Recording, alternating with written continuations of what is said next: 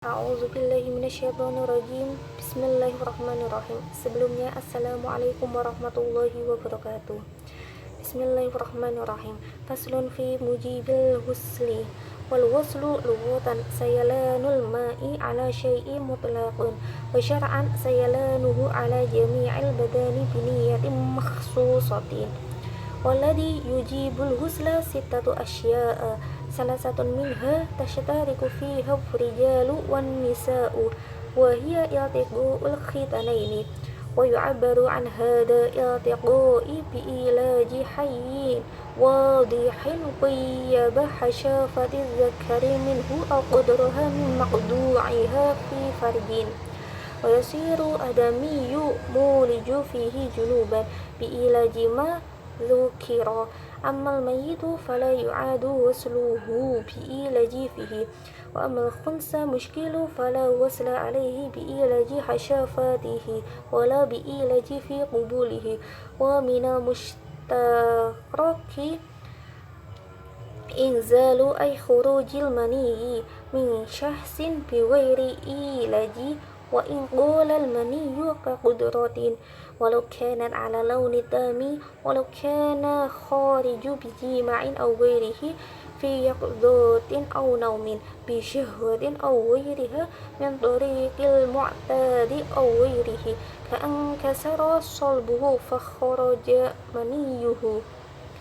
Wa minal mushtaraki al-mautu illa fi syahidin, wa salasatun takhtasu bihan nisa'u hiya haidu aidamul khariju min imra'atin balaghat 9 sinina, wan nifasu wa huwa adamu khariju aqibal wiladati fa innahu mujibu lil husli qut'an, wal wiladatu al mashubatu bil baladi mujibatu lil husli qut'an, wal mujawradatu anil balali mujibatu lil husli fil asah.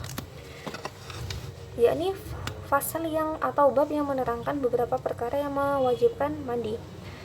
Mandi secara bahasa yakni mengalirkan air terhadap atau di atas sesuatu secara mutlak, dan sedangkan menurut syara atau menurut istilah yakni mengalirkan air pada seluruh badan dengan niat tertentu. Dan perkara yang mewajibkan mandi itu ada 6. 3 diantaranya itu berhubungan atau sama antara laki-laki dengan perempuan, yakni yang pertama iltiqa'u khitanaini atau bertemunya 2 sunatan atau 2 kelamin, atau bisa juga disebut dengan berhubungan badan. Wa yu'abbaru an hada iltiqa'i bi ilaji hayyin wadihin qayyaba hashafati dzakari minhu. Maksudnya iltiqa itu masuknya zakar kepada farjinya perempuan dengan syarat orang itu hidup juga jelas kelaminnya, atau juga dengan kira-kiranya farji dengan kira-kiranya zakar yang masuk pada farji itu untuk orang yang terpotong zakarnya. Juga dengan perkara tersebut atau perbuatan tersebut, orang tersebut itu tuh disebut dengan orang yang junub. Untuk mayit, ketika sudah dimandikan terus itu farjinya kemasukan zakar atau sebaliknya, itu tuh tidak wajib memandikannya kembali. Juga untuk khunsa muskil itu kan yang belum jelas kelaminnya itu antara perempuan ataupun laki-laki. Jadi dua kelaminnya itu bisa berfungsi sama. Nah, itu tuh ketika farjinya kemasukan zakarnya sendiri ataupun sebaliknya, itu tidak mewajibkan dia untuk mandi.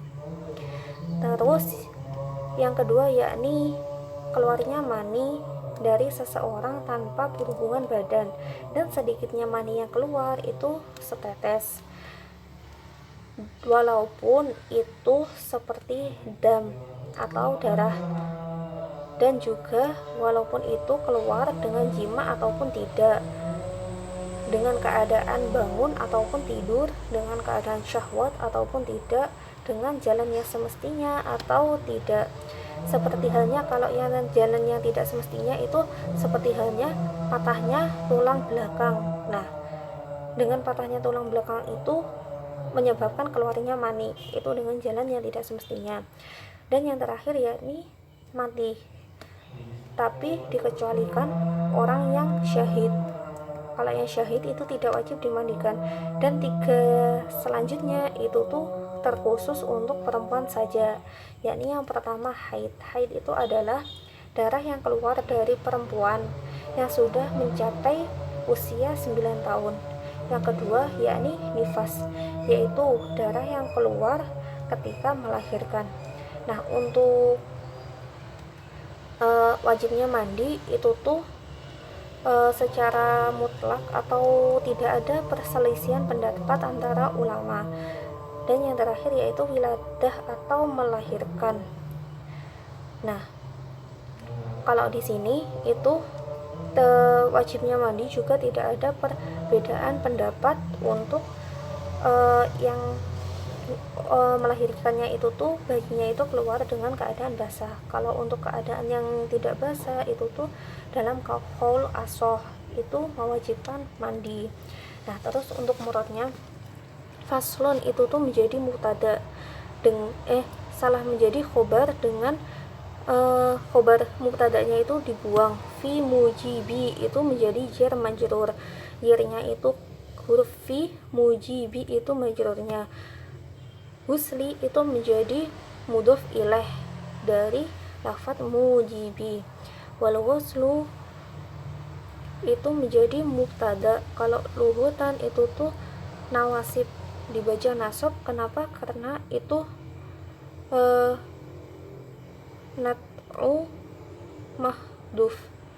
Nah, terus selanjutnya sayalanu itu menjadi khobarnya dari ghuslu. Wawunya itu wawu ibtida atau wawu permulaan kalimat. Sayalanul ma'i, ma'inya itu menjadi mudhof ilaih. Ala syai'i itu jar majrur, jarnya ala syai'i itu majrurnya.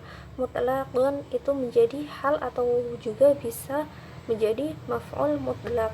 Wa syar'an, wawunya itu wawu atau syar'an itu maktub dari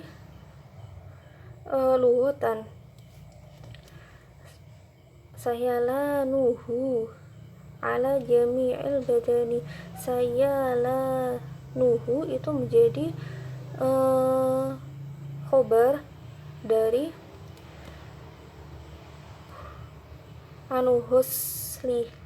huslu wal huslu, apunten.